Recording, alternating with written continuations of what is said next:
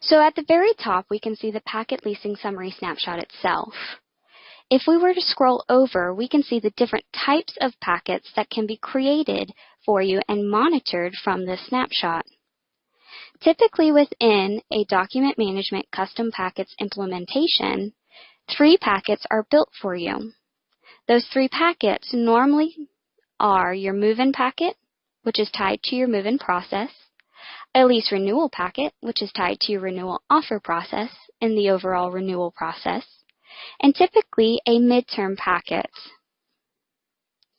We will be spending most of our time today within our move-in packet, as all the action items that take place inside the actual packet are actually identical no matter which packet process we're working on. If we scroll over, we can see packet status. Your packets can live within 3 statuses. Your first and default status will be pending. Pending packet status means that there are still required action items that need to be completed in order to be able to complete the process the packet is tied to. So your move-in packet is tied to your move-in process.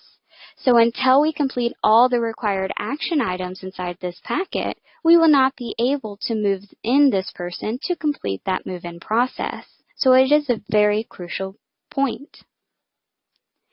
Once all required action items have been completed, or all red X's have been changed to green checkboxes, as we'll see coming up here in just a moment, your packet will automatically move from a pending packet status down to a completed packet status. Completed packet status means that you've completed the packet or the lease paperwork needed for that process, but you have not completed the overall process. So let's break that down a little bit. For a move-in, you have the lease paperwork that applicant is responsible for signing, and you also have all the needed pieces of information that applicant is responsible for turning in, i.e. proof of income, proof of renter's insurance. And typically, all of those things must first happen before you are able to actually move them in and give them keys. So that is your packet, and moving them in is your process. So let's say that your new move-in has signed all the needed paperwork and provided everything. So technically, your file folder or your packet is complete. But we have not yet reached their move-in date, so we cannot physically move them into their apartment nor give them keys. So at that point, your packet would be completed packet status, and they would remain there until we were able to move them into the system, changing them from an applicant status to a current resident status. Once we were able to move them in and changing that status to that current resident, that would actually move your packet to its last lifespan, which is closed packet status. And that is where we want all of our packets to go. Your packet will make these transitions on their own as long as you're following the best practices on completing the needed action items inside the packet. So as managers, we're hoping that you guys don't have to work every single weekend, or even as any on-site staff, maybe you get a weekend break here or there.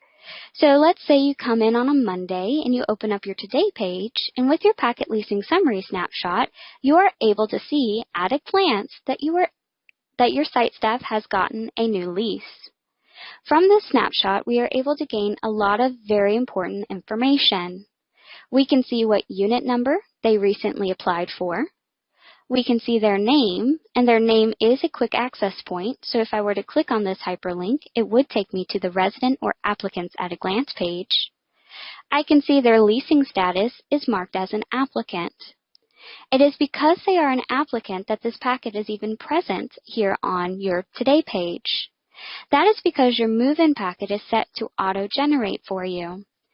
So what that means to you guys is that your OneSite system is looking for a certain action item to have taken place inside OneSite to indicate whether or not this move-in packet is needed for your site staff. So it's looking to see if an applicant has been newly entered into the system, an online application has been completed, or your site staff has gone through and done the manual Apply Now process, changing a prospect to an applicant status.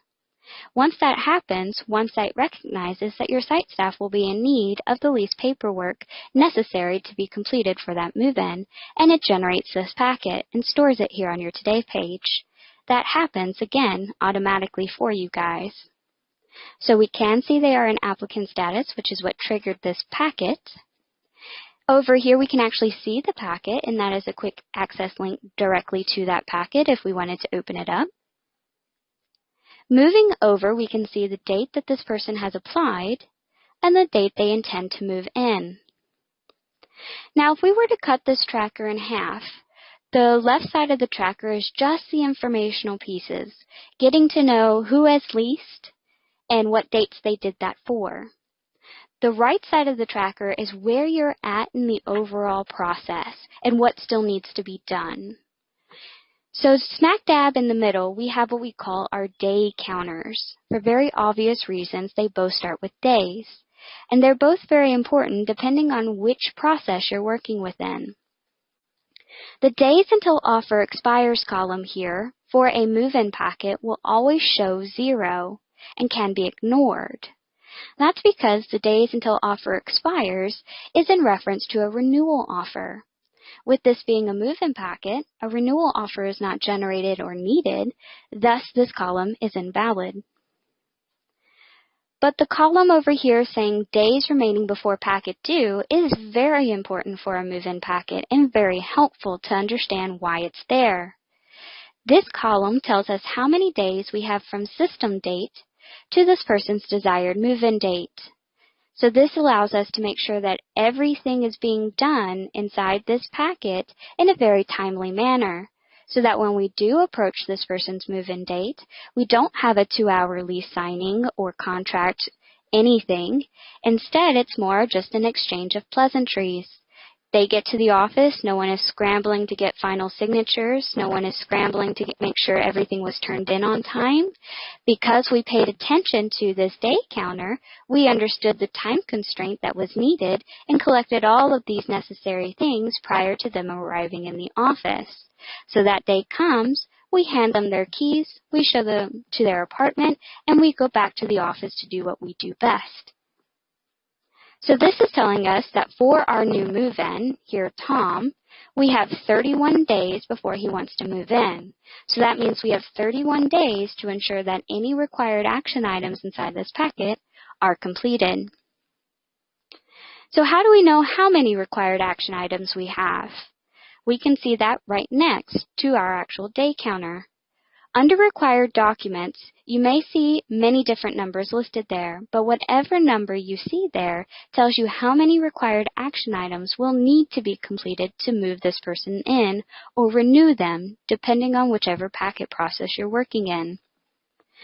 So this is showing 10. That means whenever I open up this file folder or this packet, I'm going to see 10 red X's that are going to need to be changed to 10 green checkboxes in order to be able to move Tom in on his move-in date. And I have 31 days to complete those 10 action items. Past that, we can see we have 4 zeros. This means that none of the required documents listed here have been generated inside the packet. None of them are pending any signatures from management, meaning none have been signed by residents. None are currently finalized with the green checkbox, and none are waiting to be finalized with the green checkbox. Anytime you see the presence of 4 zeros behind your Required Documents tab, that is a good indication that nothing has yet been done to this packet from the office's standpoint or the resident standpoint. And given we only have 31 days to ensure everything needs to be done, we should probably go ahead and get started.